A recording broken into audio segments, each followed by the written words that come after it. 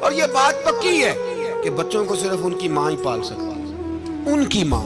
और बात मुझे नहीं भूलती, एक शख्स ने बीवी को तलाक दे के दूसरी शादी की। उसका बेटा था 10 साल का। तो उसने अपने बेटे से कहा कि बेटे बता, पुरानी अम्मा सही थी या ये सही है?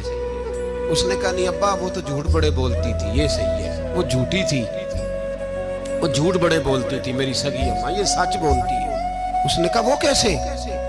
कहने लगा इसलिए कि मैं कोई शरारत करता था तो मेरी सगी अम्मा मुझे थप्पड़ मारती थी और कहती थी तुझे रोटी नहीं देनी, जा दौड़ जा घर से।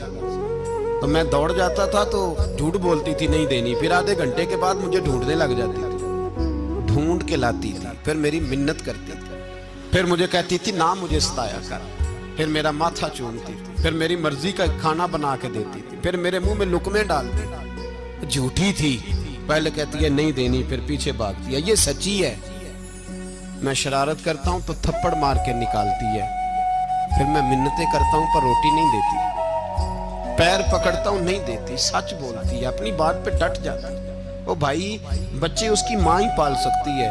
तूने 3 जुमले कहते सोचा ही नहीं, तेरा का गया तो ये तो नई बीवी मिलेगी, और उसका भी क्या गया, उसको भी शायद शौहर मिल जाए। उन फूलों की परवरिश सिर्फ उनका माली कर सकता है, दूसरा कर सकता? तो तूने हौसला ही नहीं किया। ठीक है गलती बीबी की थी, पर तू तो मर्द था ना, तेरे पास तो दलेरी थी।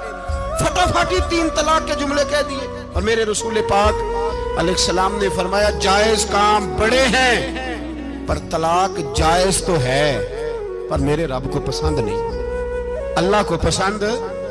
तूने माली भगा दिया जिसने तेरे घर